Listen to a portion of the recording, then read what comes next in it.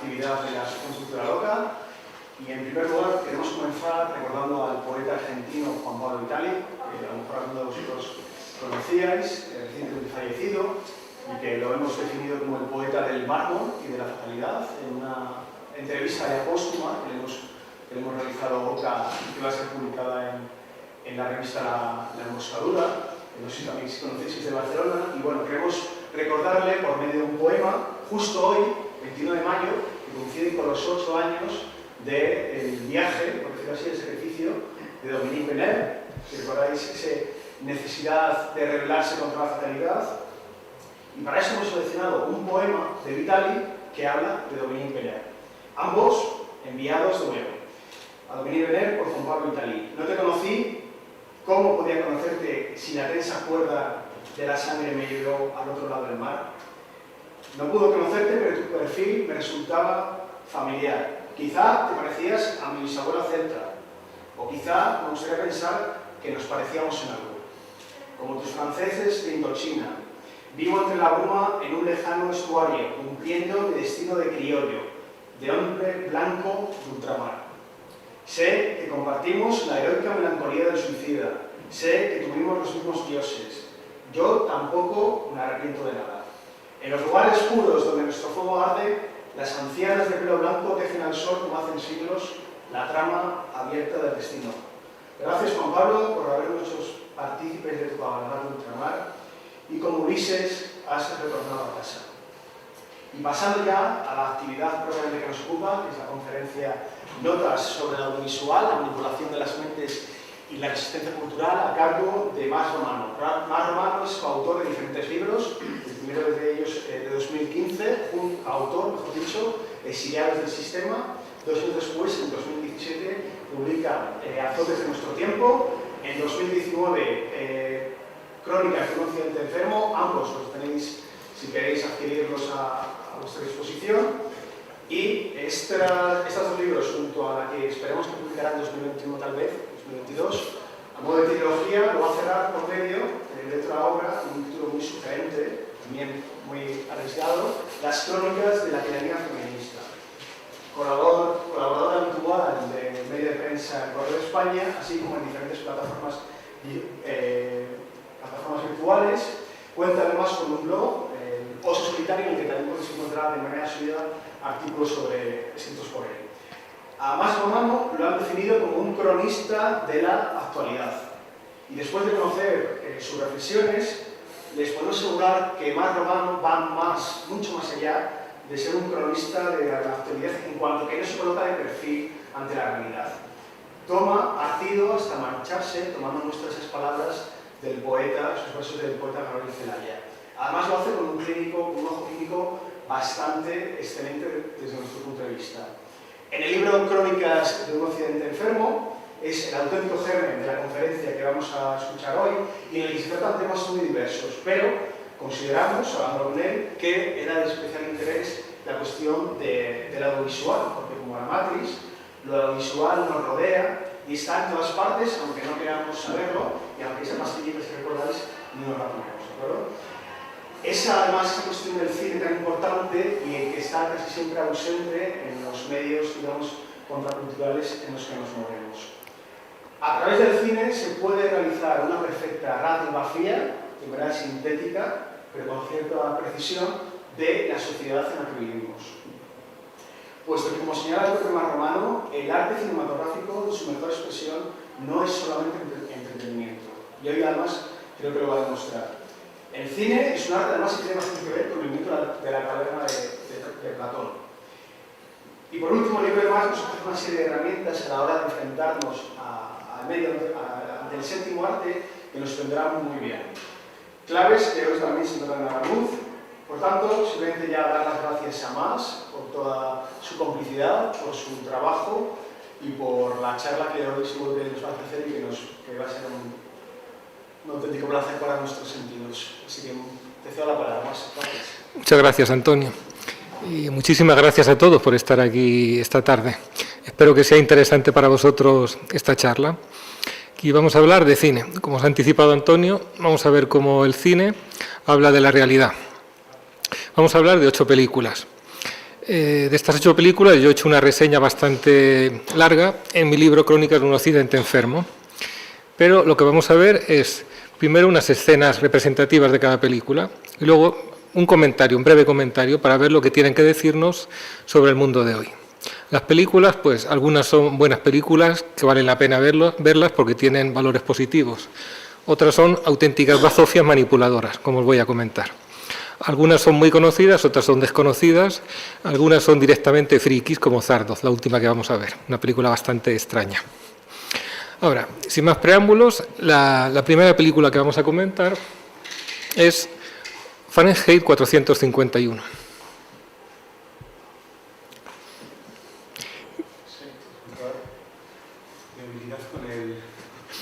La tercera por la derecha.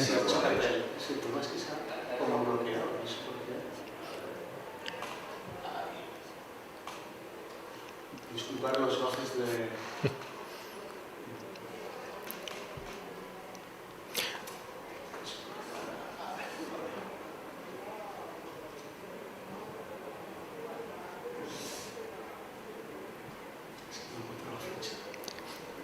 Bueno, no te preocupes, empiezo a hablar un poquito, ¿vale? Bueno, esta película es del año 66, del director Truffaut, y está basada sobre una novela muy famosa de Ray Bradbury, que es uno de los grandes escritores de ciencia ficción.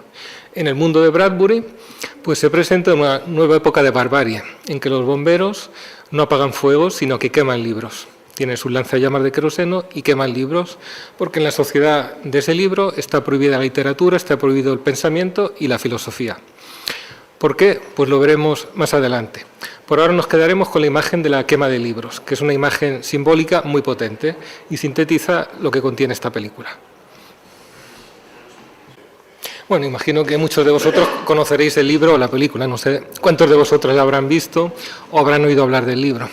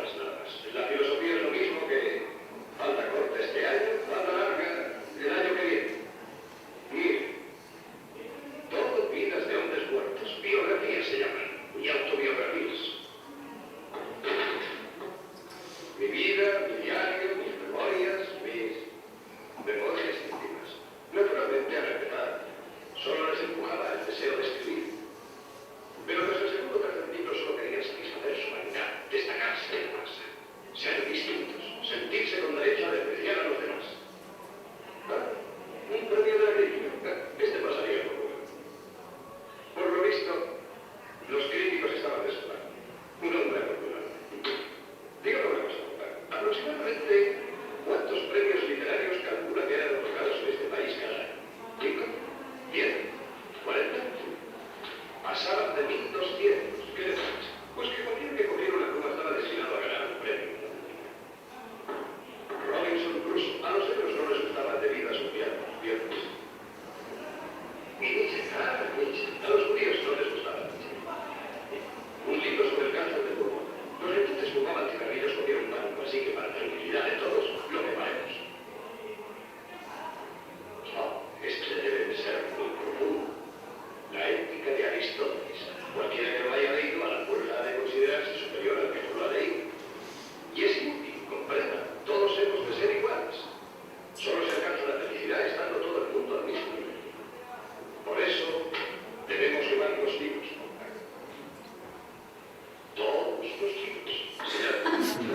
No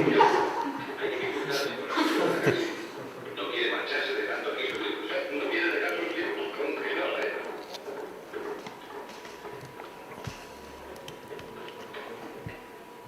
Vaya, tenemos que quemar la casa. No, ¿Qué quiere, Martín? quiero morir tal como he vivido. ¿Ha leído eso en algún libro? No voy a pedírselo otra vez. Márchese. Estos libros tenían vida, me agradan.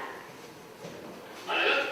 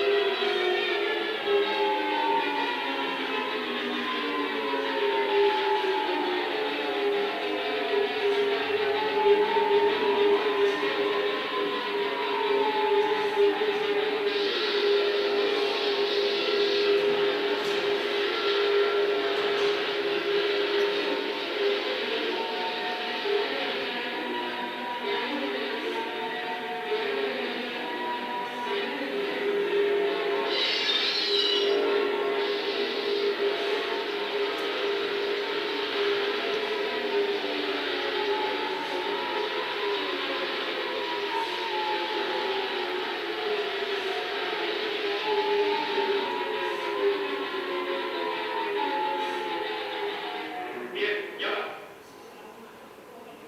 Escuche. Bueno, pues os podéis imaginar cómo termina esta escena, con la quema de los libros y de la señora. ¿Por qué? Pues porque los libros para esta señora estaban vivos, eran gente que le hablaba. De hecho, estaban mucho más vivos que las otras personas en uniforme que iban a quemarlos. Y es que quemar libros es una imagen tan potente porque tiene muchos significados. Quemar un libro, en cierto sentido, es también como matar a una persona, es una especie de ejecución de disidentes en el tiempo. Porque cuando dejamos este mundo, queda el recuerdo que dejamos en la vida de los demás, y si hemos escrito algo, queda en lo que hemos dejado escrito. Y esta es una forma de hablar a través del tiempo.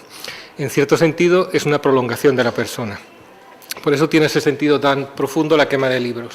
La quema de libros que ha sido practicada literalmente en varias épocas. En la Edad Media, a principios de la Edad Moderna, también en el régimen nacionalsocialista quemó libros, más bien de manera simbólica, por los aliados después de la Segunda Guerra Mundial, que fue la quema de libros más importante, con mucha diferencia, porque ahí no se trataba de quemar simbólicamente, sino de erradicar un entero mundo. Todo el mundo que perdió la Segunda Guerra Mundial han intentado erradicarlo, y la destrucción de libros de esa época ha sido la más importante de la historia. Hoy en día se siguen destruyendo libros. Todos sabemos lo que ha pasado con la librería Europa de Pedro Varela en Barcelona. La cerraron y destruyeron cientos o miles de libros, pero ni siquiera tuvieron la honestidad de quemarlos, porque la quema de libros es algo demasiado transparente, demasiado obvio. Simplemente se mandaron a reciclar, supongo, para imprimir estupideces, con toda probabilidad. Así que los libros se siguen quemando simbólicamente. Ahora, ¿por qué se queman los libros? En esta escena tenemos una exposición de lo que podemos llamar la filosofía de la barbarie, en la boca del jefe de los bomberos. ¿Por qué? Porque los libros hacen diferentes a las personas, porque molestan a alguien. Y aquí tenemos la corrección política. Si un libro le molesta a alguien, hay que destruirlo. Esto es la esencia de la corrección política. O sea, decir solamente lo que no molesta a nadie equivale a no decir nada, porque cualquier cosa que tenga un poquito de significado, pues le va a molestar a alguien, probablemente a muchas personas. Y también leer libros, en general, pensar, la literatura, la filosofía, nos hace diferentes y desiguales, porque hay personas que se desarrollan más que otras y también personas que se desarrollan en direcciones diferentes. Todo eso es lo que lleva el pensamiento, la reflexión, y todo eso es lo que una sociedad igualitaria quiere eliminar. Porque en la sociedad de Bradbury, además de buscarse esta igualdad, se fomenta una especie de felicidad vacía, una felicidad que está basada en el aturdimiento de una sociedad de entretenimiento de masas llena de estímulos, en los cuales todos son iguales en la superficialidad, en el vacío. Mientras que los libros traen todo lo contrario. Los libros traen densidad, textura, profundidad, y traen otra cosa muy importante también, en mi opinión, que es que mientras vosotros leéis un libro, vosotros sois señores de vuestro tiempo. No es el tiempo gestionado desde el exterior, como cuando veis una película. El tiempo lo decide quien hace la película, quien genera los estímulos. Cuando tenéis un libro entre las manos, el tiempo puede ir adelante, atrás, puede fluir lento, veloz, puede ir en círculos. Vosotros sois señores de vuestra reactividad y de vuestro tiempo. Y eso es lo que no quiere tolerar la sociedad de hoy, que está basada en el aturdimiento y en los múltiples mensajes que lo que hacen es aturdir la mente. Para mí esto es lo principal que se puede sacar de este libro y de esta película, naturalmente. Y finalmente un comentario sobre la quema en sentido literal y figurado. Hoy en día el peligro no es la quema de libros, nadie va a venir a quemar los libros. Pero esta es una imagen del abandono de la cultura y de la reflexión. En el mismo libro de Bradbury se dice que en realidad la quema de libros y su prohibición fue solamente el paso final, porque ya casi nadie leía libros. Fue solamente el último paso para acabar con los recalcitrantes. Pero la verdadera derrota del pensamiento fue cuando la gente dejó de leer libros. Y eso es el verdadero problema, la verdadera quema de libros, entre comillas, que puede suceder hoy, que la gente abandone la cultura, la reflexión y la profundidad para vivir una vida únicamente superficial. Yo creo que esta es la principal advertencia que nos hace el libro de Bradbury hoy en día. Y como veis, no está para nada pasado de moda. Muy bien, ahora vamos a pasar a la siguiente película. Todavía no pongas que es 1984. 1984, como sabéis, es una novela de Orwell del año 1948. Orwell imaginó una especie de pesadilla totalitaria que estaba bastante basada en el estalinismo, en cómo era en aquella época. Un mundo totalmente dictatorial, opresivo, lleno de miseria, controlado por un partido único. Seguramente de las grandes distopías que comento en el libro, que son 4, comento Fahrenheit, 1984, Un mundo feliz y otra que se llama Nosotros, que es de un autor ruso, de Yevgeny Zamyatin, que fue la primera y en la que se han inspirado las demás. Pues bien, 1984 es la más oscura de todas. Y uno podría pensar que en realidad no tiene mucho interés el mundo de hoy. Pero veremos que no es exactamente así. Quizás no en su sentido literal, pero en varios otros sentidos describen bien muchas cosas que están pasando ya en el mundo de hoy. Y ahora podemos ver un trozo de la película.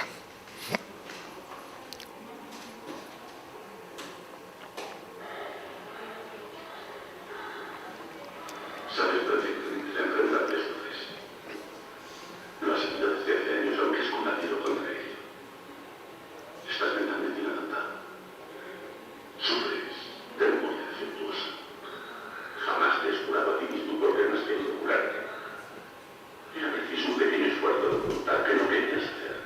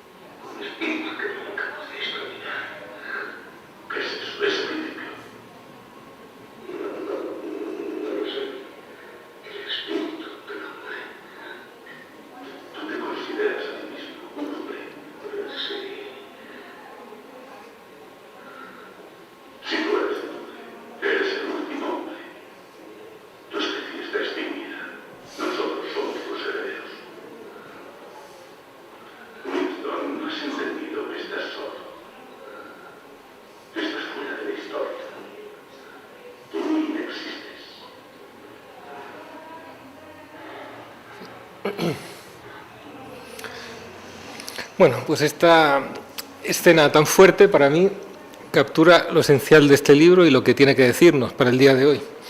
Hay más temas. Un tema es el del control tecnológico, el espionaje continuo sobre la vida, que eso pues parecía ciencia ficción en la época de Orwell. Hoy hemos incluso ido más allá de lo que pensaba Orwell. En la época de Orwell había unas telepantallas que espiaban a la gente en sus casas.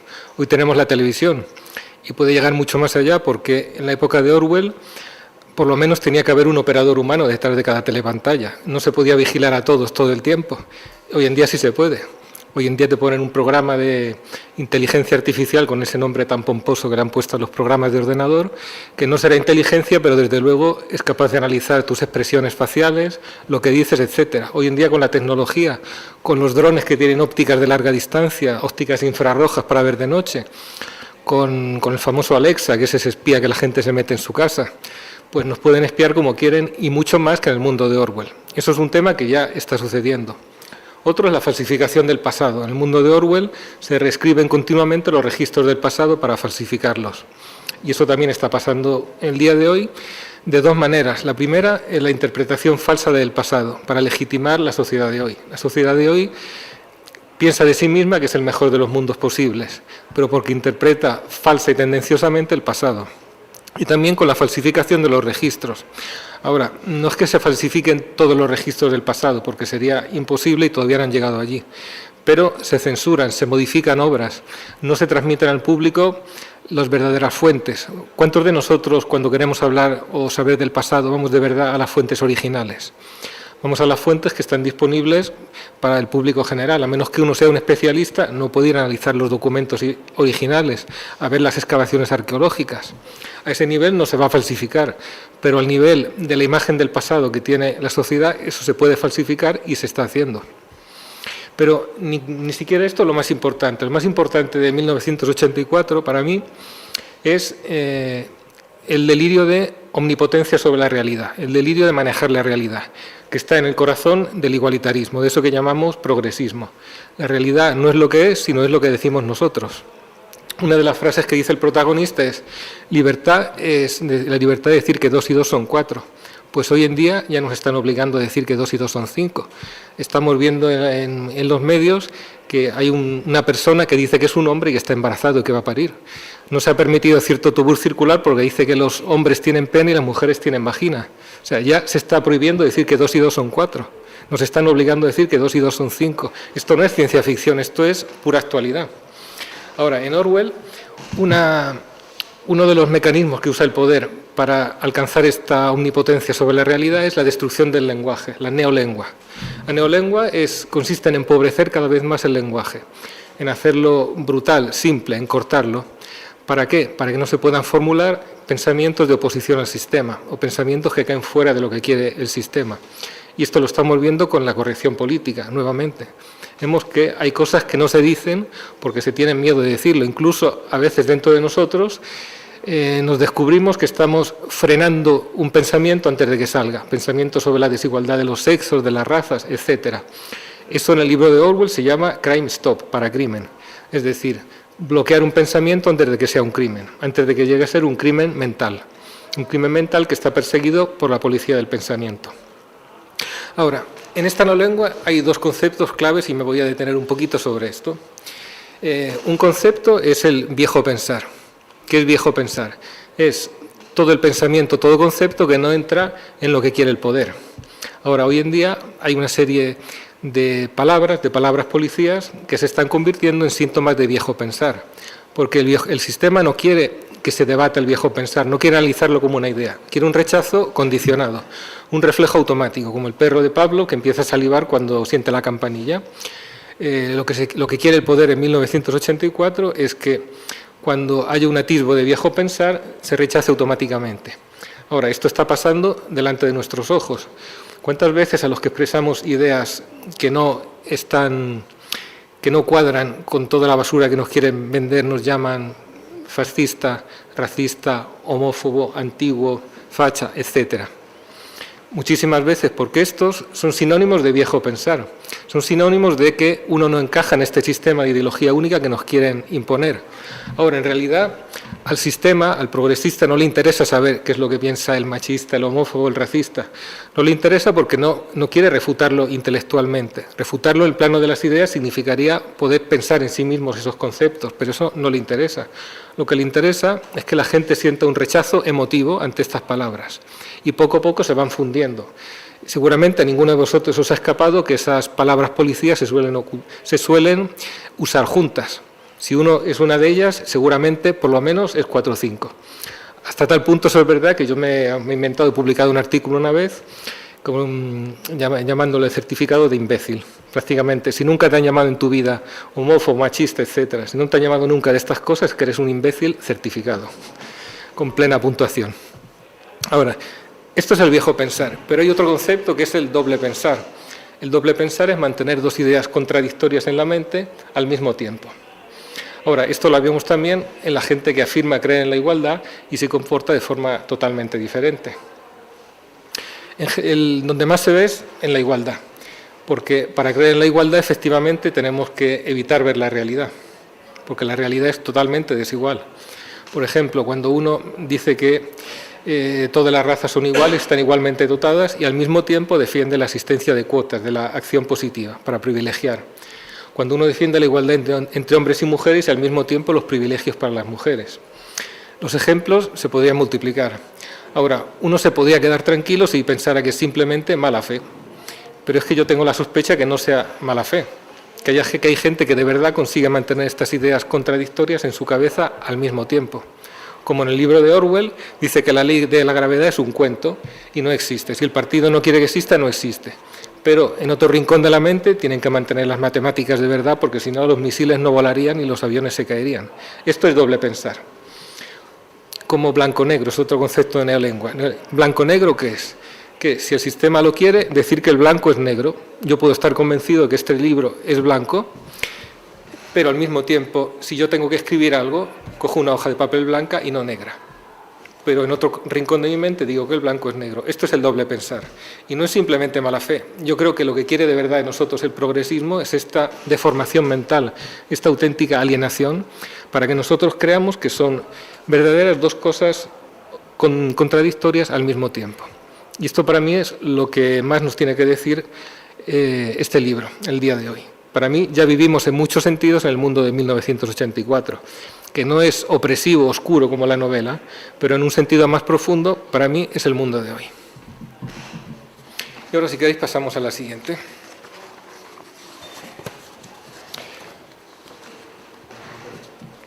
La siguiente, el show de Truman,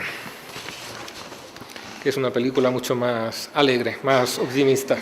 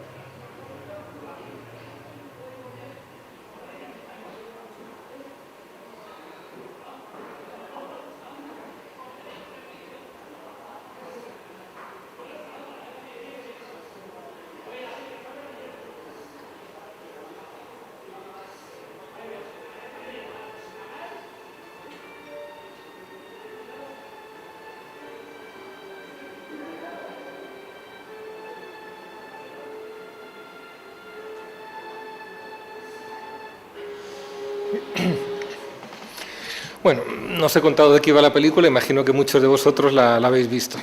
Es este señor que vive dentro de un programa de televisión y no lo sabe. Todos lo saben menos él. Su vida prácticamente es un espectáculo. Y esas escenas de la película están cerca del final, es cuando él descubre que vive en un mundo artificial y quiere escapar de ese mundo. Intentan impedírselo y al final llega al límite del mundo, algo que él no se espera, y se desespera porque ve que no puede salir. Ahora, esta película se puede leer de varias maneras. Hay una que mucha gente hace, pero para mí no es la más interesante. Es una especie de defensa de la autonomía individual de la libertad frente a Dios, frente a la divinidad que lo tutela. De hecho, el creador del programa, a un cierto punto, empieza a hablar a través de las nubes a Truman para convencerlo de que se quede en su mundo.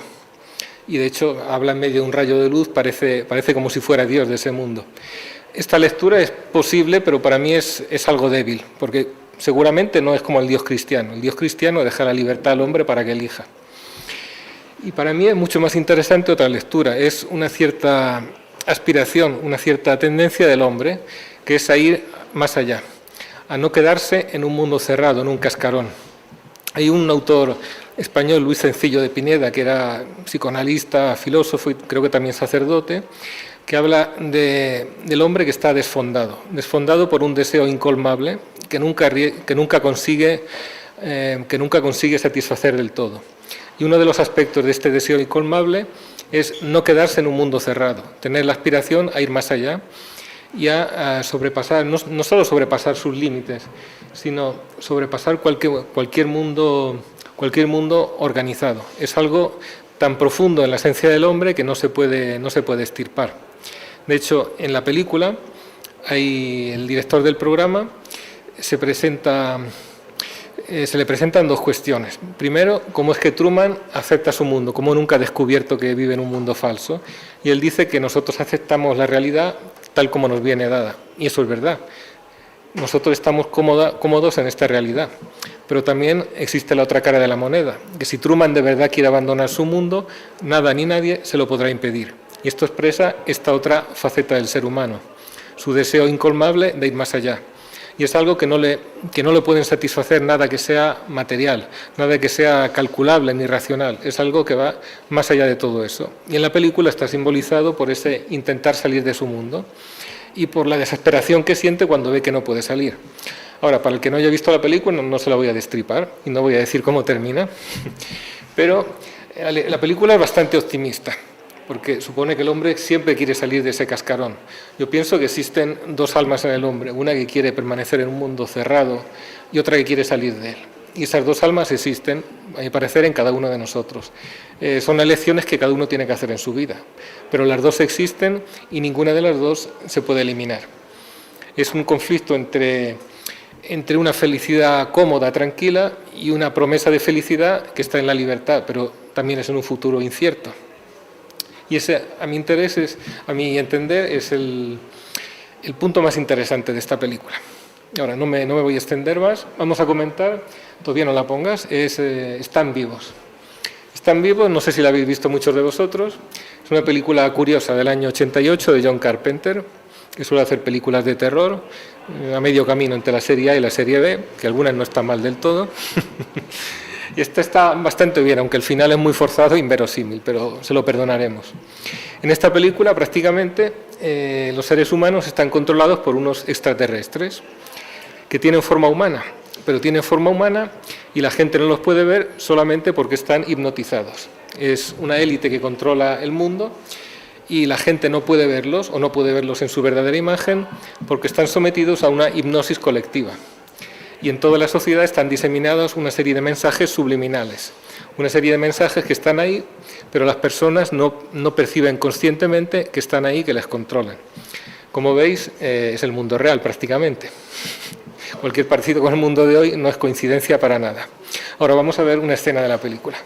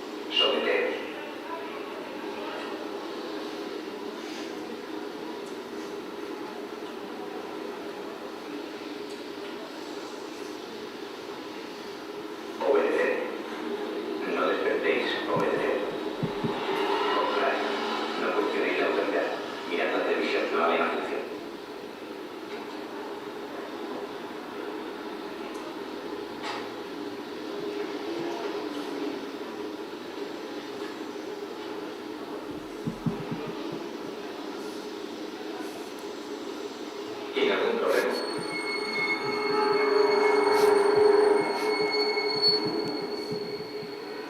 Le he preguntado si tiene algún problema.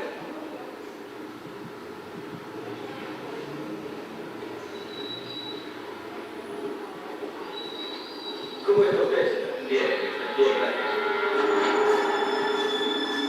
Gracias, señor.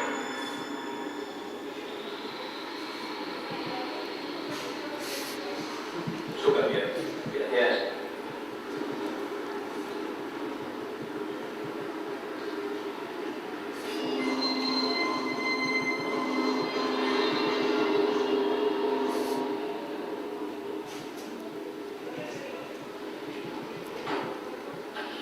Amigo. ¿Vas a comprar la revista o no? Es de estudios. ¿Me has oído? Te advierto que no quiero broncas. Si no la compras, déjala donde estaba.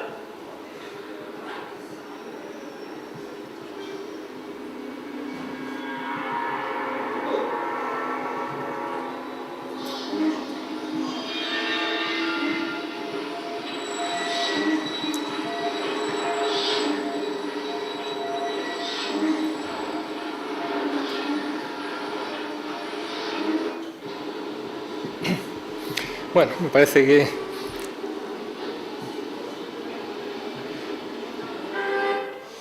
la escena es bastante elocuente. Es la escena donde el protagonista se da cuenta del mundo en el que vive, evidentemente. A mí la escena que más me gusta es cuando mira el billete y pone "este es tu Dios". Esto resume toda la sociedad de hoy, el Dios dinero. Ahora, hay dos imágenes importantes. Una es las gafas. Las gafas que, pues, lo que te permite ver la realidad. Cada uno tenemos que encontrar nuestras gafas, las gafas que nos dan la visión clara y nos permiten ver las cosas como son. Imagino que muchos de vosotros habéis tenido esa sensación en un momento u otro de vuestras vidas, cuando empezasteis a daros cuenta de que nos estaban contando un montón de estupideces, de que estaba todo manipulado y que nos estaban manejando la mente. No este nivel tan extremo, porque ahí está concentrado en una película, pero creo que es una sensación que todos nosotros, de una manera o de otra, en algún momento de nuestras vidas hemos experimentado. Y luego la otra imagen es la señal de radio, porque la gente, ¿por qué vive en una hipnosis? Vive en una hipnosis y no ve esos mensajes porque hay una señal de radio que se está emitiendo continuamente y que les controla la mente.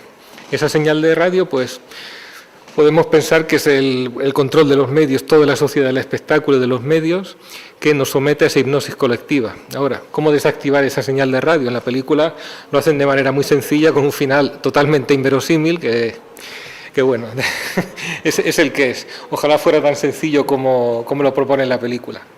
Y antes de terminar, pues hay una cuestión interesante sobre esa película. ¿Quiénes son los extraterrestres? Porque hay mucha gente que seguramente estos extraterrestres existen y son muy reales, como es real el sistema de manipulación sobre las mentes, el sistema de hipnosis.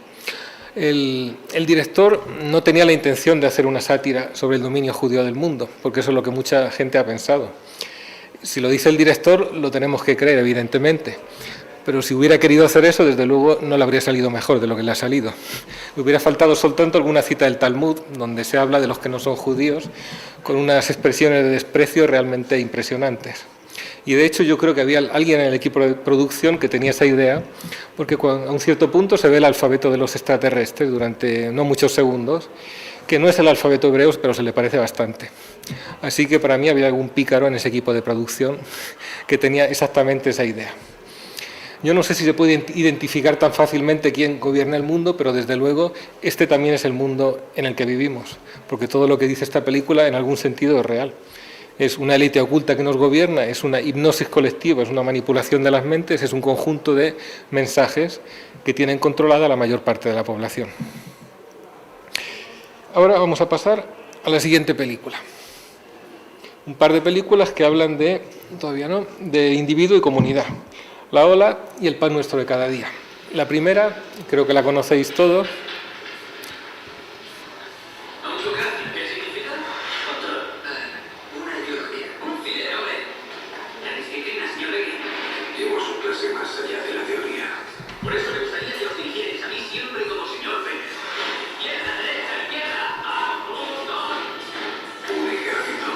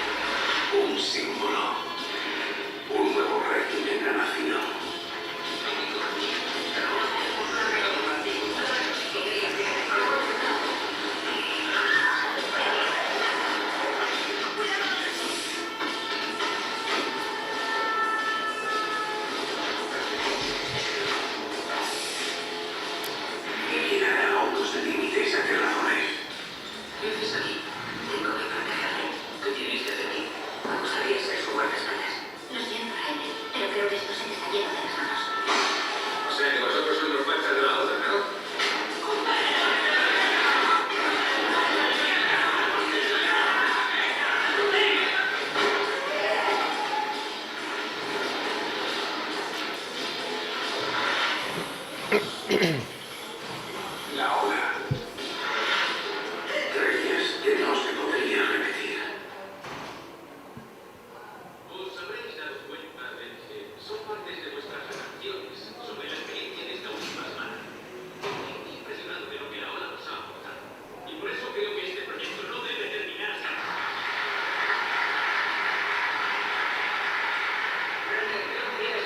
Marco, siéntate. Sí, pero la gente piensa. He dicho que te sientes. Desde hace años Alemania bajo esta baja. Somos los perdedores de la globalización. La política quiere hacernos creer que el camino para salir de la crisis es siempre rendir más. Pero los políticos son solo marionetas de la economía. La cuota de desempleo está bajando. Somos el número 1 en exportaciones. Pero la realidad es que los pobres cada vez son más pobres y los ricos más ricos. La única gran amenaza es el terror. Un terror que nosotros mismos hemos creado. Mediante la injusticia que permitimos en el mundo. Y mientras que nosotros poco a poco pero sin descanso destruimos el planeta, unos cuantos supermillonarios se sientan por ahí y se frotan las manos. Se construyen naves espaciales y observan todo lo que pasa incluso desde arriba. Es un proceso contra el expediente. Os está manipulando. Marco, ya está bien, siéntate. No me vas a impedir que diga aquí la verdad, Marco. La ola es el verdadero problema. No. La ola es la única vía para arreglar el camino que están tomando las cosas. Juntos podemos conseguirlo todo. Nosotros aún tenemos aquí la posibilidad de hacer historia. Tu novia te ha puesto contra nosotros. Ese es tu problema. Eso no es cierto. Pues claro que es cierto. ¿Qué inventaron sus estupideces? No nos vas a detener. Desde aquí la ola arrasará a Alemania entera. Y quien se ponga en nuestro camino será aplastado por la ola.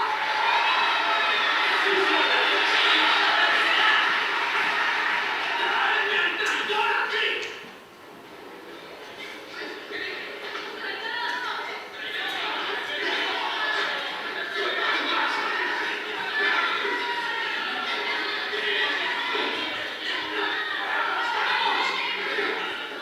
¡Marco!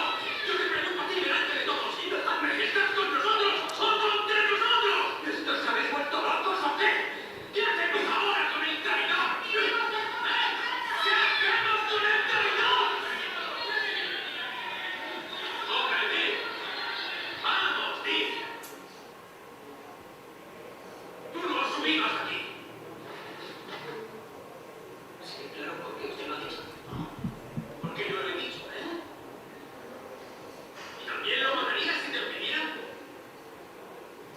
Lo podríamos colgar o decapitar. O quizá podríamos torturarle hasta que aceptara nuestras normas. Eso es lo que se hace en una dictadura.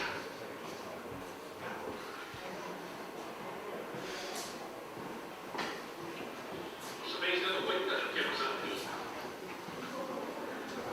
También.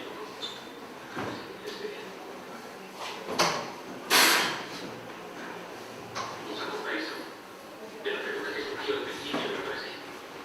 Si una dictadura era posible para los tiempos. Pues es lo que acabamos de ver. Fascismo.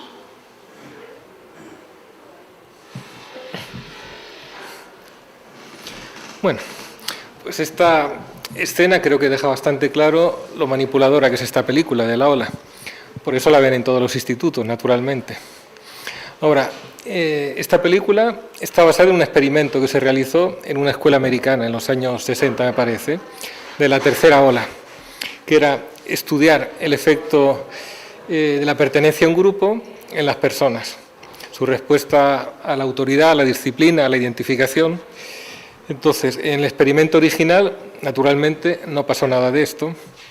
Luego comentaré lo que pasó en el experimento original. La idea de esta película prácticamente es tomar ese experimento para no solo advertir contra la... Bueno, hemos visto que se convierte en una especie de Hitler en miniatura, es la intención, ¿no? Es educar a los alemanes, entre comillas, enseñarles que cualquier forma de acción política pues hay que condenarla, que el instinto político en el hombre es algo condenable Y eso es la intención real de la película. La intención es manipular para que la acción política esté únicamente en los cauces que quiere el sistema. Ahora, en la película vemos como al principio los estudiantes responden de manera distinta a esta organización que se llama La Ola, que no tiene ningún contenido político, porque de lo que se trata es de ver el efecto sobre las personas de la pertenencia a un grupo, independientemente de cualquier ideología. Entonces, pues algunos estudiantes lo rechazan. En la película pues está sobreentendido que son los mejores, son los más independientes, mientras otros empiezan a sentirse identificados y empieza a hacerles bien ese grupo. De hecho, al principio del grupo se introducen algunas medidas muy sencillas, como levantarse cuando entra el profesor, hablarle con más respeto, llevar un uniforme, algo que es muy básico. Es tan básico que hasta hace poco tiempo era la norma también aquí, pero algo tan sencillo ya se ve como un germen de fascismo. Y eso ya solamente esto nos hace comprender lo podrida que está la escuela hoy en día y aquí al nivel de degeneración que ha llegado. Pero siguiendo con la película, los estudiantes empiezan a tomarse con mucho entusiasmo la pertenencia a este grupo. Con tanto entusiasmo que para mí, por lo menos me ha parecido verlo a mitad de la película, el director empezó a preguntarse si no estaba demostrando lo contrario de lo que quería, porque le estaba saliendo una película en que los estudiantes estaban muy contentos de pertenecer a la ola. Y entonces pues empieza a manipular, empieza a hacer un giro del guión totalmente demencial. Se saca de la manga un estudiante psicópata, desequilibrado, perturbado, que es el que crea los problemas. Empiezan a aparecer conductas violentas, etcétera. Y naturalmente, no os voy a decir cuál es el desenlace para no reventaros la película, aunque supongo que muchos la habréis visto. En el experimento original no pasó nada de esto. En el experimento original los chavales se sintieron muy identificados en el grupo. De hecho, empezaron a estudiar más, estaban todos súper contentos y la cosa más violenta que hicieron fue chivarse cuando alguno no respetaba las reglas. Como veis, una violencia atroz. De hecho, yo creo que en el experimento original al profesor no le gustó lo que estaba viendo, porque lo que estaba viendo es que estaba aflorando un instinto humano natural, que es el instinto de sentirse perteneciente a un grupo, aunque no tuviera una ideología, de sentirse más pleno y más completo cuando se estaba dentro de un grupo, de aceptar una disciplina y aceptar unas reglas, de aceptar la autoridad de un jefe si ese jefe era respetado. Toda esta serie de cosas son naturalmente la antítesis de la ideología que domina hoy en día, sobre todo en la educación en la escuela, que yo lo llamo la ideología del desparrame, la ideología de la falta de carácter y de la falta de voluntad. Ahora, ese resultado del experimento seguramente no gustó. ¿Por qué? Porque afloraban esa serie de cosas, afloraba que el instinto humano político, que es el instinto de pertenecer a un grupo, de hacer una acción política, es algo que no se puede reprimir. No se puede reprimir y está siempre presente en el ser humano. La identidad, la pertenencia al grupo, el papel del líder, el seguir a un líder, el aceptar una disciplina, todo esto es la base de la política.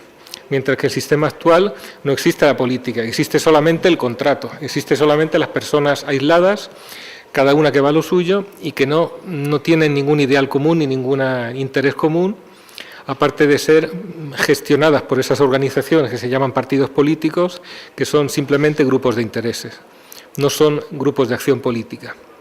Y la verdadera intención de esta película es justamente criminalizar y condenar el instinto político del ser humano.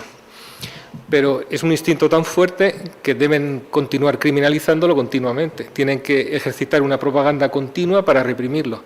Porque en cuanto aflojan esa presión psicológica, ese instinto político aflora, sale a la luz. De hecho, en el experimento original, después de solamente una semana de asociación, salieron a la luz todas estas tendencias y lo bien que estaban los estudiantes. Fijémonos lo fuerte que es este instinto que después de solamente una semana ya empezó a aflorar. Y eso es lo que no le gusta al sistema en el que vivimos hoy.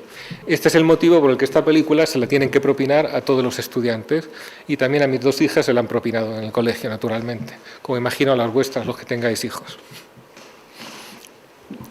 Muy bien, ahora vamos a ver, todavía no la pongas, una película que habla también de individuo y comunidad, pero en un sentido completamente diferente, en un sentido positivo. Es una película del año 34, americana, de King Vidor, se llama El pan nuestro de cada día. Es una película que tuvo problemas de financiación y problemas de crítica. ¿Por qué? Porque defendía valores que eran prácticamente opuestos a los que se entienden como propios del sueño americano. el individualismo, el interés económico, el dinero, la religión de dinero, el beneficio, la competición entre las personas.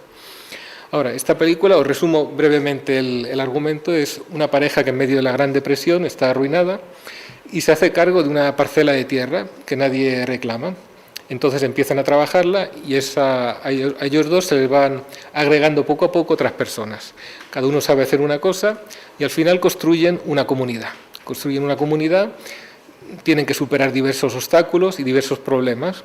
Y la escena que vamos a ver del final resume un poco el espíritu de esa comunidad.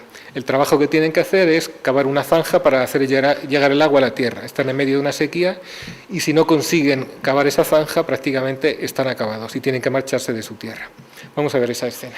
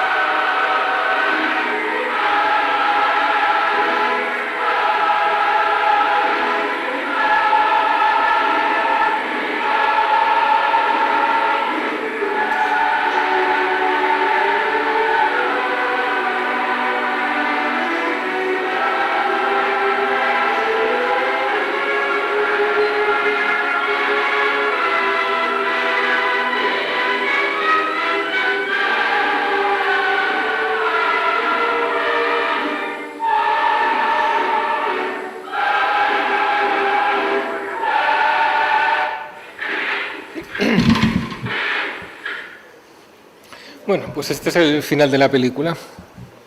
Entonces, pues como veis, no es una película capitalista, individualista, por así decir. De hecho, la acusaron de ser una película comunista, lo que tampoco es, por supuesto. Es una película que exalta los valores de la comunidad, del trabajo, que condena la especulación, porque a un cierto punto, cuando tienen que regularizar su posesión de la tierra, llegan dos especuladores que, sin haber dado un palo al agua, quieren quedarse con la tierra y, sin violencia, pero de forma enérgica, se les hace comprender que la tierra no es para ellos. Entonces la regularizan y acaban superando todas las dificultades juntos, en espíritu de comunidad. Ahora, este no es un colectivo comunista, la diferencia está muy clara, es quizá un matiz un poco sutil, pero una comunidad no es lo mismo que un colectivo. Un colectivo es algo donde las personas no tienen individualidad, no tienen personalidad, donde hay detrás una ideología y una burocracia. Aquí no hay ninguna burocracia, ninguna ideología.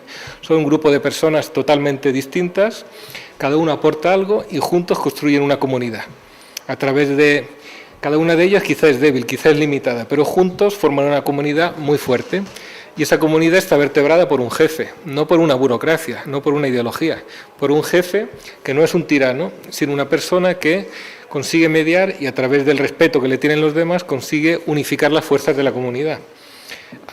Incluso a un cierto punto el jefe flaquea y parece que está por abandonar y la comunidad se va deshaciendo, pero al final ese jefe vuelve.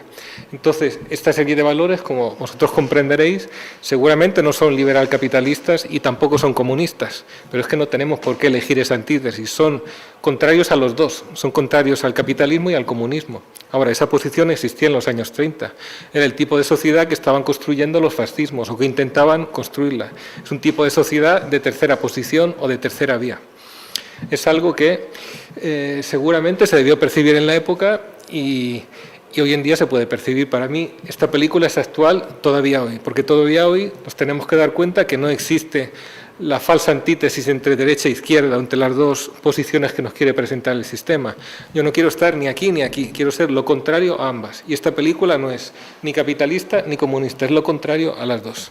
Y yo creo que nos podemos quedar con esta imagen. Es una película que vale la pena, prácticamente desconocida. Yo creo que casi ninguno de vosotros la conocía. Realmente vale la pena. Aquí, aunque esté en inglés, creo que está en español también, pero con una calidad bastante inferior. Pero a mí me gustó y vale la pena verla. Bueno, en general todas las películas valen la pena. Ahora vamos a pasar a la última parte de esta conferencia, que le he llamado Símbolo y Cosmovisión. Vamos a comentar dos películas: El laberinto del fauno y Zardoz. El laberinto del fauno, supongo que la habréis... Un momentito... que la habréis visto todos, es un auténtico abominio de película, que eso yo ya lo sabía antes de verla, naturalmente, porque los críticos estaban entusiasmados con ella, ganó un montón de premios, todos los medios hablando bien, pues con esas credenciales estaba bastante claro que iba a ser una porquería. Ahora, la película en general os cuento muy brevemente de qué habla. Está ambientada en la posguerra, en la lucha en las montañas, en el Pirineo supongo, en la lucha de los maquis, que eran guerrilleros que quedaron después de la guerra, contra el ejército de Franco. Y como os podéis imaginar, la película es totalmente manipuladora, pero ese no es el único nivel, hay más niveles de significados, que luego os voy a contar. Por ahora vamos a ver el tráiler de la película y una escena de 2 o 3 minutos, que para mucha gente es el franquismo en una escena. Vosotros miráis en internet y la segunda parte de lo que vamos a ver es el franquismo en una escena.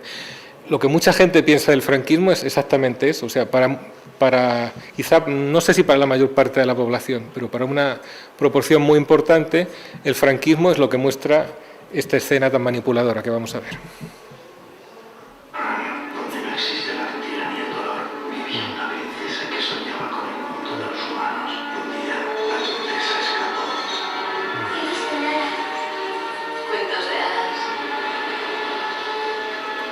Eres muy mayor para llenarte la cabeza con tantas zarandajas.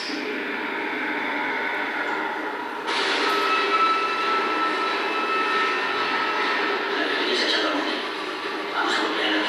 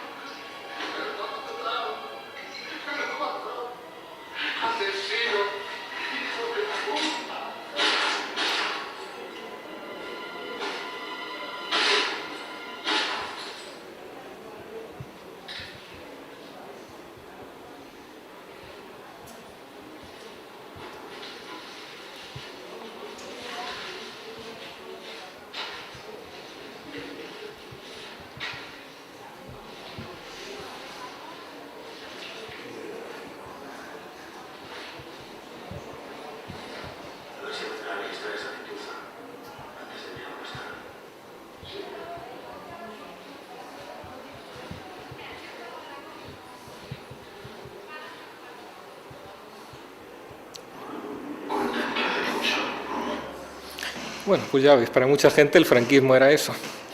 Que ni siquiera se paran a pensar que si hubiera sido eso, no hubiera durado 40 años, hubiera durado 4 meses a lo mejor. Pero bueno, hay cierta gente que está más allá de la lógica. Ahora, el malo de la película, os podéis imaginar quién es, naturalmente. Es el capitán, que ni siquiera es malo, es una especie de caricatura de malo. Tan mal hecho que da grima. Pues se pasa toda la película así. Toda la película exhibiendo su sadismo y su crueldad. Este es el primer nivel de significados de la película. Pero es que hay otros dos. El segundo es un ataque contra la figura del padre y también contra la maternidad de la mujer. Y un tercero que es un nivel más espiritual, que es una inversión de significados. Es un buscar la salvación en la oscuridad en vez de la luz. Ahora vamos a ver cómo funciona esto con algunas frases, algunas escenas de la película. El primer personaje pues es el malo malísimo, el capitán del ejército, que ya hemos visto cómo es. Luego está otro personaje que es la madre víctima. La madre es la esposa del capitán, que está embarazada y abre la película pues haciendo un viaje que según el médico no debería hacer, pero como el capitán dice que un hijo debe nacer donde está el padre, pues la obliga a hacer este viaje. Y luego ella muere de parto, pero al capitán le da exactamente igual porque lo importante es perpetuar su descendencia. Toda la película está así plagada de mensajes contra el padre y la paternidad. El último es hacia el final de la película, cuando antes de matar al capitán, pues el capitán pide que le digan a su hijo a qué hora murió su padre y le responden que el hijo ni siquiera sabrá quién era su padre, que es el primer mandamiento de la sociedad antipaterna. Luego, esto es, a mi entender, el principal mensaje de esta película. Hay un detalle que no sé si mucha gente se ha fijado, que es el árbol con forma de útero. ¿Podemos ver un poquito el cartel de la película? El cartel como salió en Italia, no como salió aquí en España.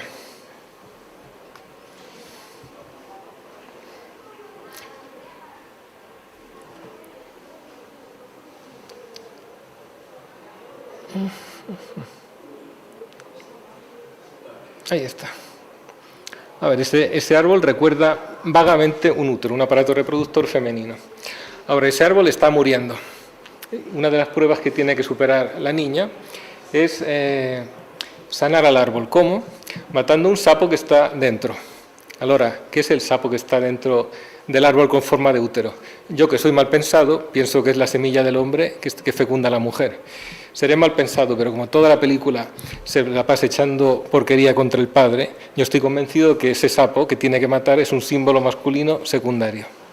Y esa es otra flecha en contra de la paternidad y en contra del hombre.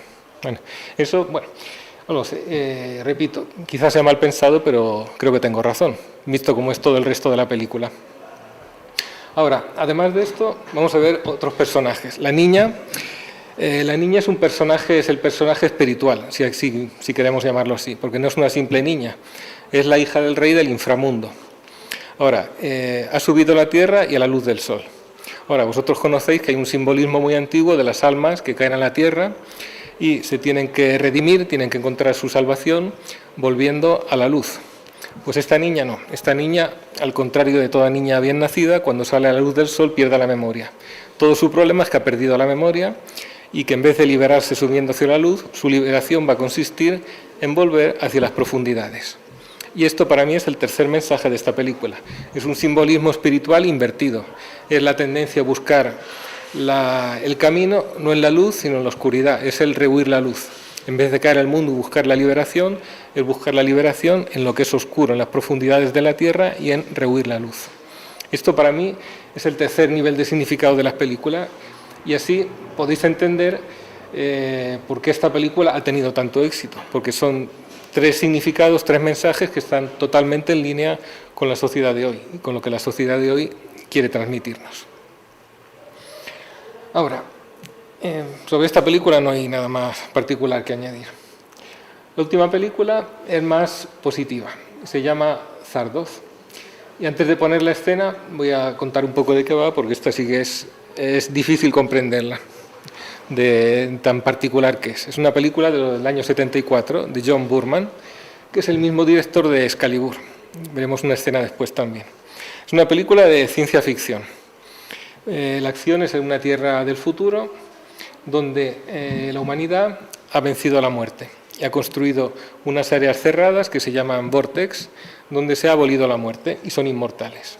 Fuera de esas áreas cerradas vive una humanidad bastante miserable, que se les llaman los brutos, y una raza que han creado los del vórtex, los inmortales, que se llaman los exterminadores, para controlar a los brutos y para que cultiven para ellos. Ahora, algunas críticas de esta película la han visto como lucha de clases o rebelión de los oprimidos, pero la película no es eso. Esta película habla de la vida y de la muerte. El centro de la película es esa sociedad de inmortales que se ha construido en el vórtex, que es también una prisión porque los inmortales no pueden renunciar a su estado. Cuando mueren, la máquina les regenera su cuerpo y con sus propias fuerzas no pueden salir de ahí. Ahora, sabiendo esto, vamos a ver el tráiler y la escena final de la película, que es bastante importante.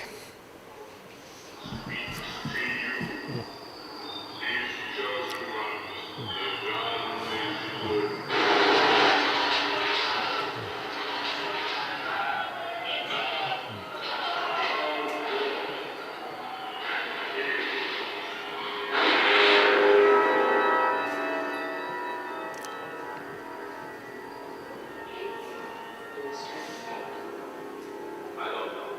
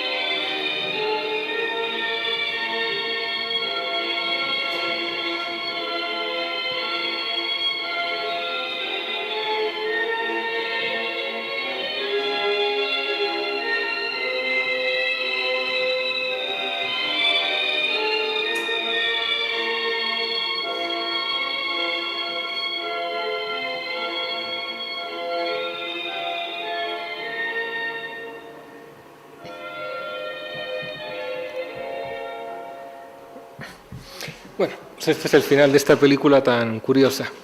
Por cierto, la música es la séptima sinfonía de Beethoven, el Andante. Ahora, el final de la película, que nos dice que se ha restablecido el flujo natural de la vida, el flujo de la vida y de la muerte. Porque el vórtex, ¿qué es? El vórtex es un abolir la muerte. Y aboliendo la muerte también se abole la vida. En esa sociedad de inmortales, al principio, la intención era, pues, justamente no morir, dedicarse al conocimiento, al perfeccionamiento humano, etc. Pero poco a poco se va revelando una trampa, se va revelando un callejón sin salida. Todo lo que es expresión de vida desaparece, la sexualidad, los hijos, y al final la gente empieza a ser dominada por una enfermedad que es la apatía. La apatía, que es la falta de vida. Y también hay gente que no se adapta al vórtex, a esos les condenan una especie de vejez eterna. Ahora, este vórtex, si al principio parecía una liberación, en realidad se revela todo lo contrario. Se revela una prisión, se revela una muerte, un rostro de esa muerte que intentan evitar. Pero una muerte inmortal, perenne, si así puedo expresarme, que no es una muerte natural que da paso a la vida, es una muerte estéril que cierra el futuro. Ahora, para salir de esa situación no bastan las fuerzas de los que viven dentro del vórtex. Se han dado jaque mate a sí mismos prácticamente, han creado un sistema del que no pueden salir y necesitan un elemento externo, que va a ser el personaje de la película, ese Zed interpretado por Sean Connery con un vestido tan hortera que no se puede ser más hortera, pero se lo perdonamos, ¿verdad?, al director, porque el resto de la película está muy bien. Y hay unas escenas en esta película que son muy curiosas, que es cuando Zed lucha contra el vórtex. Esas escenas son bastante difíciles de interpretar racionalmente. Es como una especie, como un entrar dentro del corazón humano, de las tendencias humanas, donde el hombre lucha contra sí mismo. Y a un cierto punto se ve como el protagonista tiene que matarse a sí mismo, mata una parte de sí mismo para poder vencer contra ese vórtex que ha bloqueado la vida y la muerte. Ahora, yo la primera vez que vi esta película, bueno, primera vez no me enteré de nada, porque acababa de llegar a Italia, no dominaba el idioma. La segunda vez ya empecé a enterarme de algo. La tercera vez ya entendí lo que quería decir la película. Y es una película que te deja una sensación de inquietud la primera vez que la ves. ¿Por qué? Porque ataca directamente uno de los mitos de nuestra época. El vórtex es la versión del paraíso terrenal. Es el paraíso terrenal, pero en versión iluminista, racionalista. Es una promesa tecnológica de inmortalidad. Prácticamente es el paraíso cristiano en este mundo, pero a uso y consumo de los científicos, digamos, de la gente de cultura que piensa que esa liberación de la muerte va a ser una liberación y va a ser una vida más plena, que va a dedicar esa inmortalidad a la lucha por el conocimiento, al perfeccionamiento humano, y como he dicho antes, se revela lo contrario. Pero eso no quita que sea uno de los mitos más en vigor en nuestra época, que no se dice, quizá no se diga, pero es algo que está por debajo de la ideología dominante, y por eso nos deja esa sensación tan curiosa, por lo menos a mí me dejó una sensación de inquietud. Al principio es como si me rebelara contra las conclusiones de la película, pero luego me dije a mí mismo que en realidad esta película contenía una gran verdad. Es una película bastante filosófica y bastante profunda, si uno la ve con el correcto punto de vista. Ahora, para terminar la conferencia, yo querría hacer una correspondencia un poquito atrevida, pero nuevamente pienso que tengo razón, que es establecer una analogía entre esa lucha de Zed contra el vórtex para liberar a la raza humana y un pasaje de la película Excalibur donde Parsifal encuentra el Santo Grial. Ahora, eso también tiene una interpretación interna, porque la lucha contra el vórtex es para restablecer el flujo de la vida y la muerte, y es una lucha interior del ser humano contra sí mismo. También la búsqueda del Grial es un simbolismo de lucha interior. La búsqueda del Grial es una fuerza, una riqueza espiritual que va a curar la herida del rey Arturo o Anfortas. Y para mí hay una correspondencia, de hecho, del mismo director. Las dos escenas son igualmente incomprensibles o difíciles de interpretar desde un punto de vista racional, pero para mí son escenas totalmente análogas. La lucha de Zed para terminar con la inmortalidad y restablecer la muerte, y la lucha de Parsifal para encontrar el Grial y darle ese Grial a Arturo, que de esa manera consigue regenerar a sí mismo, a la tierra y al reino. Y hay un detalle importante, que como Zed tiene que matar una parte de sí mismo para acabar con el Vórtex, Parsifal, para encontrar el Grial, no es que entre en un sitio y lo coja. Cae en un río y se va despojando de su armadura, se va despojando de todo lo que es exterior, accesorio, para quedarse en su pura humanidad. Y a ese punto es cuando él consigue encontrar el Grial y entregárselo a Arturo. Y ahora yo ya me callo finalmente, voy a concluir la conferencia con esta escena de Excalibur. Espero que a vosotros os parezca tan importante y tan profunda como me ha parecido a mí. Y la música es el preludio de Parsifal, de Wagner.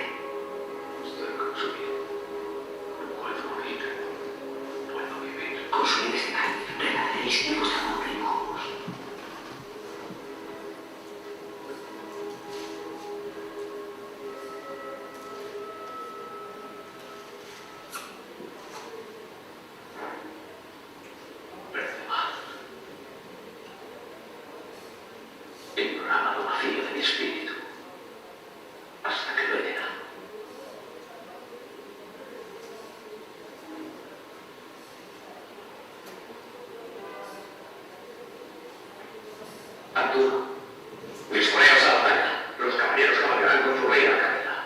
Yo he vivido lo suficiente a través de otros. Lanzarote se odiaron y Ginebra mi culpa. Muerte pagó mis pecados.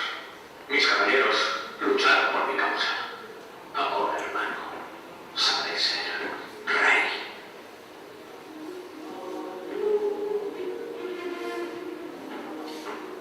¡Guardias! ¡Caballeros! ¡Escuderos!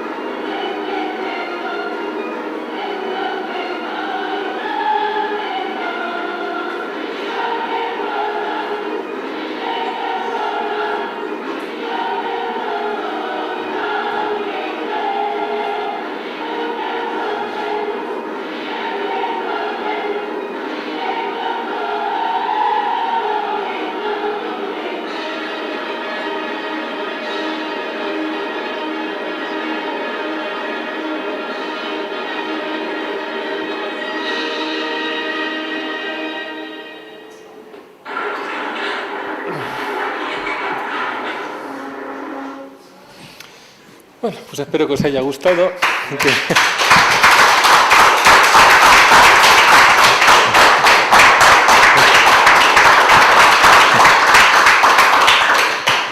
Muchísimas gracias. Creo que al final hemos decidido con la película, que por cierto es el Carmina Burana de Caraboc, que es otro gran perseguido, digamos, a nivel cultural de la cultura de toda Europa, aparte del Parsifal de Wagner. Abrimos ahora un pequeño turno de debate, si queréis, para precisar. Es cierto que al final él hace un resumen muy breve de lo que es el libro. Yo insisto, creo que a pesar de eso que se hace una charla, el libro siempre es el germen del trabajo que has puesto hoy, que ha merecido la pena, sin lugar a dudas. Y insisto, si tenéis alguna cuestión que queréis tratar, alguna diversidad. Sí, si queréis hacerme preguntas. Digamos que lo que he dicho en la conferencia está escrito en el libro, porque en el libro he hablado de 8 películas, en el libro hay 16 películas y hablo más extensamente de cada una, pero las ideas principales son las que os he comentado ahora. Bueno, pues yo me lanzo, si veo, Sí. con dos cuestiones bien entradas. Por un lado, ¿qué criterios seguirías para ir al cine, en caso de que creas que qué criterios seguirías? Es decir, ¿qué pautas darías para no caer ante películas que a lo mejor no sale disparado? Ahora ya lo tenemos muy claro, gracias a ciertas pautas para que las películas sean premiadas en Estados Unidos al menos. Y segunda cuestión es, a ver si es posible, hacer un balance en positivo del cine español. ¿De acuerdo? Son dos preguntas un poco, la última es un poco... Es complicada. ¿Qué pauta seguir? Bueno, como has dicho, si una película tiene demasiados premios y la crítica es entusiasta, pues mala cosa, evidentemente. Yo recomendaría películas más clásicas, porque de las películas que hacen ahora recientemente hay muy poco que valga la pena. Yo me orientaría en películas clásicas, realmente. Clásicas tirando a viejas o antiguas. Aunque de vez en cuando hacen alguna película que valga la pena, pero no es la norma.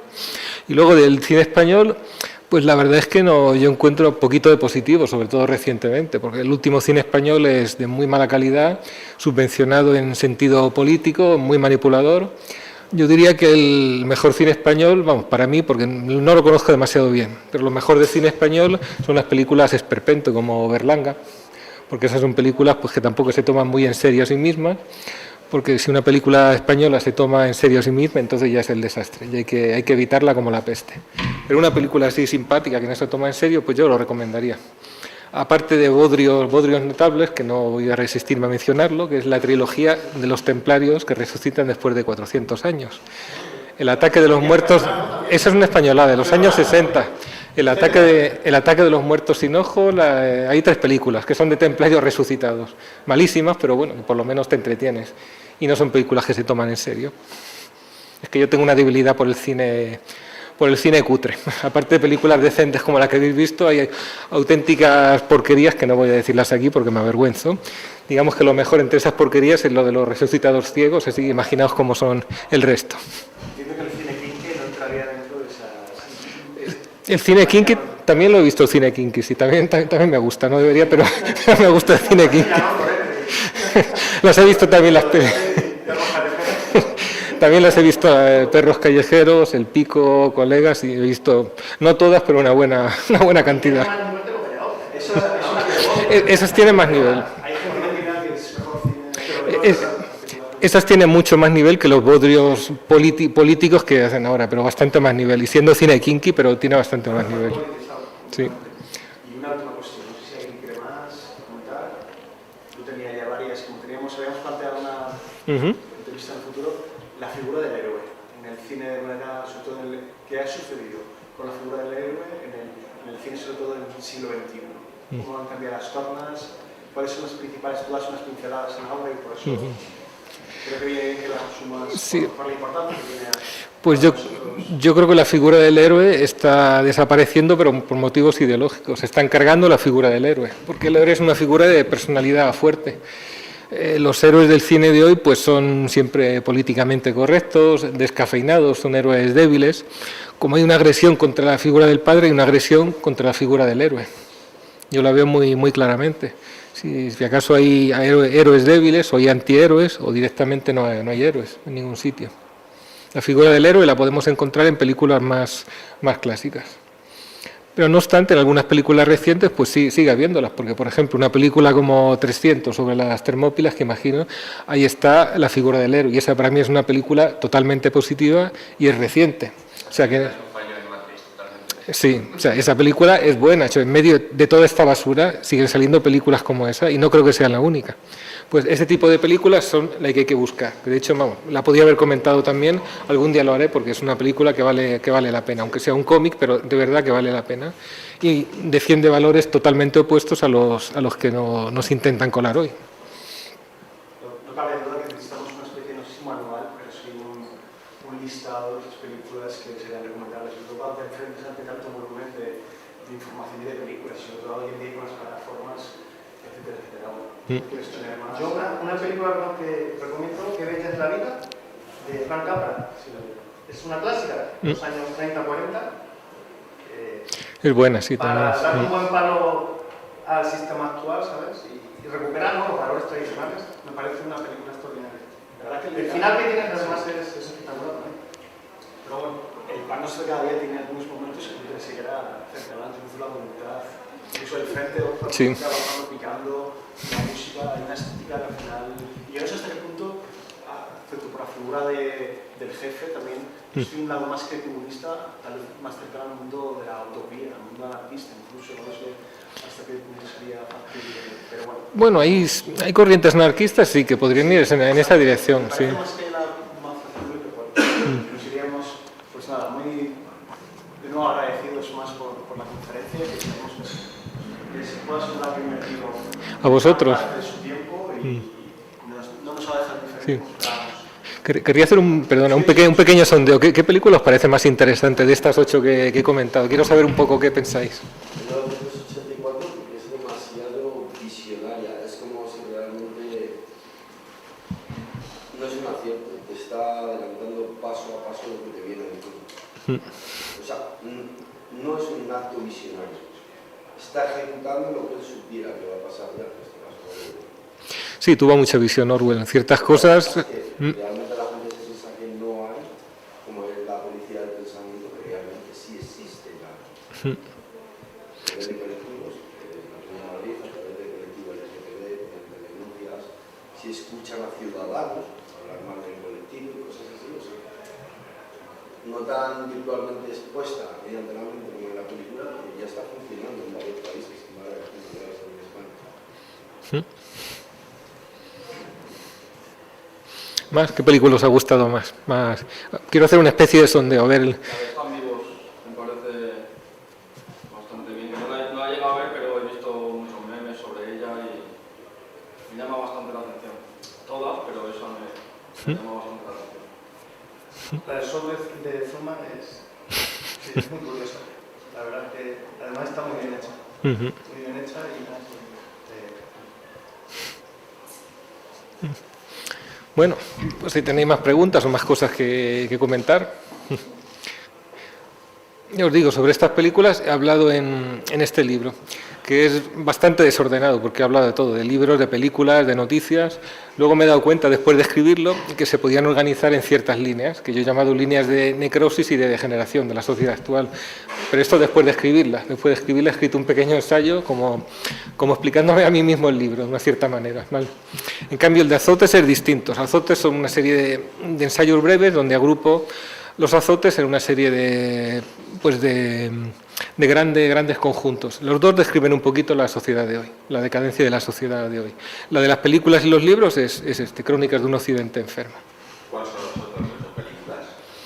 otras películas? Pues El inglés que subió una colina y bajó una montaña, Las brujas de Zugarramurdi, Metrópolis, Los nivelungos, las películas de zombies en general, de muertos vivientes, y hay Ciudad Oscura, Dark City, que es una película de ciencia ficción, donde siempre hay una élite que gobierna la ciudad, controlando el tiempo y las memorias de las personas. Las 8 son bastante interesantes, pero si hubiera hablado de 16 películas hoy nos quedamos aquí hasta...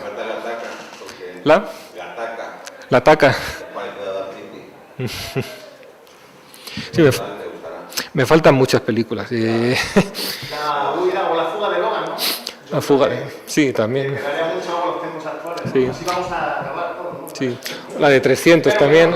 Hay muchas películas que me hubiera gustado comentar y probablemente en algún momento pues también escriba sobre más películas. Hay cientos de películas interesantes y creo que puede ser útil también para muchas personas, ¿no? No para la gente más joven, creo que es muy para todos, pero sobre todo para la gente más joven. Bueno, damos por concluida la jornada y os instamos a todos vosotros.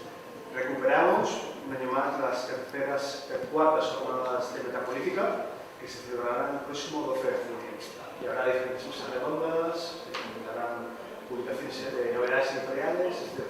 Así que os esperamos para recuperar no solamente ese, lo estamos comentando antes, la lucha es importante a nivel virtual, pero también la presencia física y el hecho de generar comunidad, etc.